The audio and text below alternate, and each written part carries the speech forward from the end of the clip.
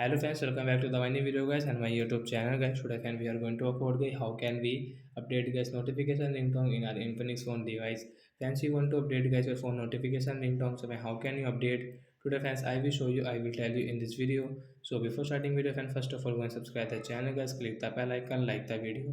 Friends, now let's see how can we update notification ringtone. Open your phone setting guys.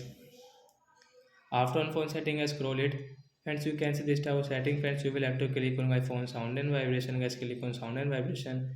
Again, scroll. Friends, click on guys your notification ringtone setting. Guys, tap here. So, friends, you can see guys your add ringtone. Guys, tap on add ringtone. Friends, you want to add guys a notification ringtone. Guys, you can add from here, guys. But guys, we have already. So we will update into this night sky and OK option.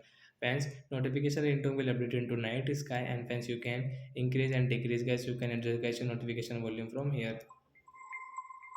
So like that guys, we can update notification ringtone. Bye guys.